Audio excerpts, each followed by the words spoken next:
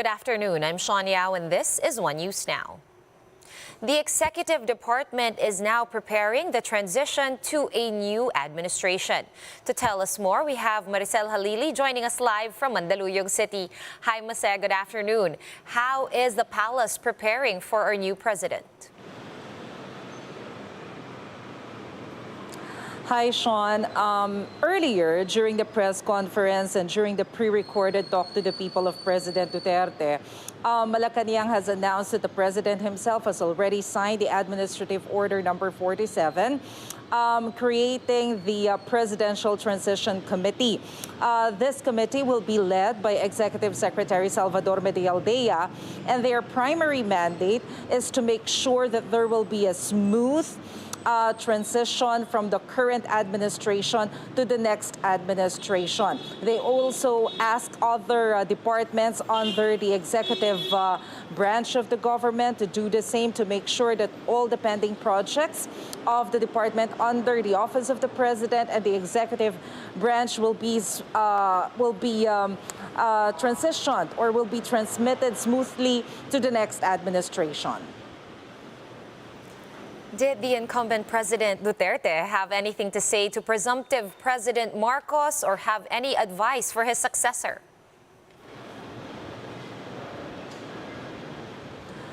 For now, Sean, President Duterte congratulated whoever will be the next president. Of course, as we all know, based on the unofficial and partial count of the PPCRV, it is Bongbong Marcos who is already the presumptive president, and Sara Duterte the presumptive vice president. He has some points of advice to the next president.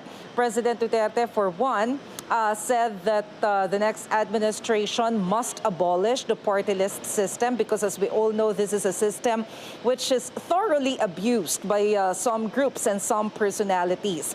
Number two, he also advised the next administration that if they plan to amend the Constitution, better start it as early as possible, because if they start the constitutional amendments on the latter part of the term of the next president, some critics will say that the purpose of the constitutional amendment will just to make sure that there will be a term extension. So the President Duterte doesn't want that to happen to the next administration. And of course, he also advised the next president to give some attention to the current crisis between Ukraine and Russia, because the tension between the two countries may actually affect the status of the Philippines, and he also doesn't want that to happen.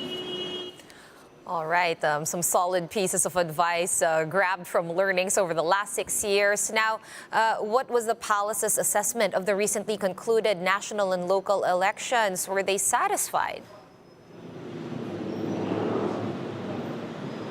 So far, President Duterte said that for him, it is generally peaceful, and he feels that there was no cheating that happened during the national election last Monday. Nevertheless, he still asked the COMELEC that it will be better if they will investigate the allegations on cheating, just to abuse the minds of some critics. All right, first quarter GDP clocked in at 8.3%. Mase, we were expecting a higher number, above 6, but this is quite big. What did the palace have to say about the growth that they garnered on their last quarter as the administration? Well, Sean, as usual, the tone of the palace is they are still optimistic when it comes to the economic status of the country. They still consider the huge impact of the pandemic over the last 2 years. But they say that the economic status of the Philippines so far is good. It simply shows that the finance team, the economic team, did a good job in preparing the country's economy despite the challenges such as the pandemic. Having said that, Mase, any idea who will make up the new or incoming economic team? we still don't know, Sean. Well, we have to wait and see what will be the announcement of the next administration. So far, the only confirmed information that we got is that the presumptive president, Bongbong Marcos, has already announced that Sara Duterte will be the next DepEd secretary. All right, thank you so much, and looking forward to more updates. Maricel Halili joining us live from Mandaluyong City. The Chinese embassy has also congratulated presumptive President Bongbong Marcos and Vice President-elect Sara Duterte. In a statement, Ambassador Huang Xilian said he is looking forward to working with the next administration. He also expressed confidence that the UNITEAM tandem will foster stronger relations with China. Marcos Jr. and Sara Duterte are enjoying wide leads in their respective races, with more than 98% of election returns already tallied. And U.S. President Joe Biden has also reached out to congratulate Bongbong Marcos. The White House said Biden spoke with Marcos Jr. through a phone call. Biden also said that he anticipates improved ties on different issues, including human rights, with this new counterpart.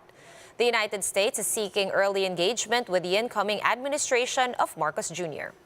However, Chief U.S. Policymaker for Asia Kurt Campbell said historical considerations may bring challenges to U.S.-Philippine relations. Marcos Jr. is facing a contempt order for refusing to cooperate with the U.S. court on his family's plundered wealth. We'll be back with more stories after this quick break. Keep it here on One News.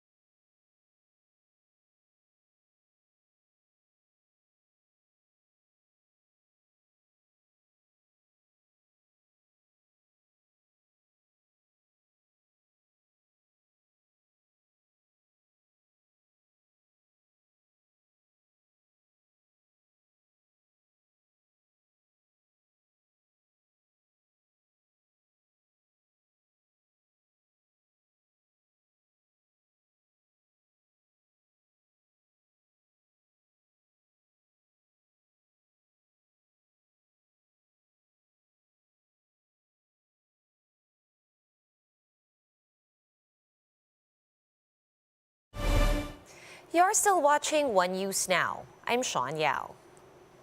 Presumptive President Bongbong Marcos has started forming his transition team with running mate Sara Duterte set to take over DepEd.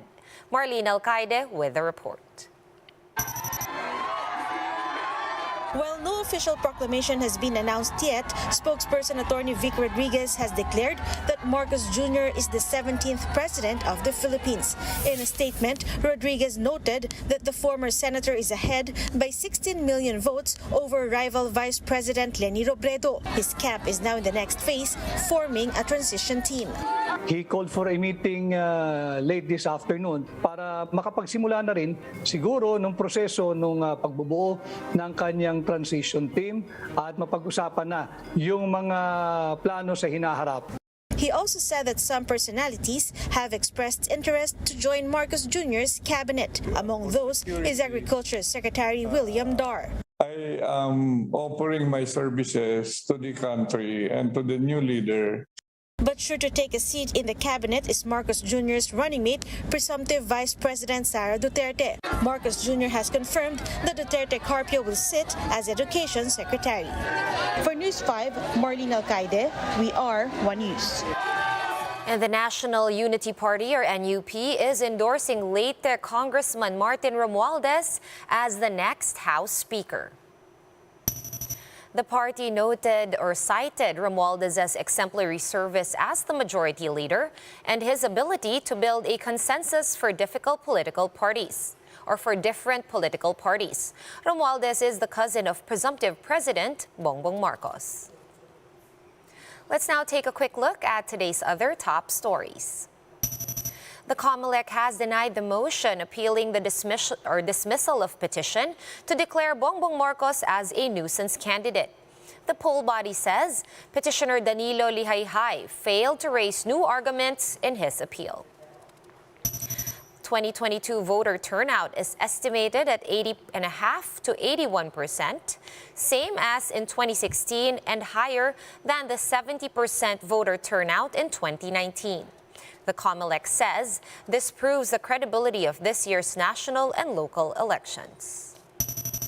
The Philippine economy grew more than expected, with GDP clocking in at 8.3% in the first quarter of 2022. The latest print exceeded analysts' expectations and could prompt the Bangko Sentral to start hiking rates very soon. For more updates, visit News 5, The Philippine Star, and Business World online. Visit our website, onenews.ph, for more in-depth analysis. You can also catch One News on the Signal Play app.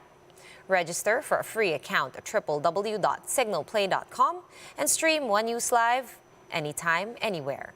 Masks on, wash hands, and stay safe, Philippines. I am Sean Yao. We are One News.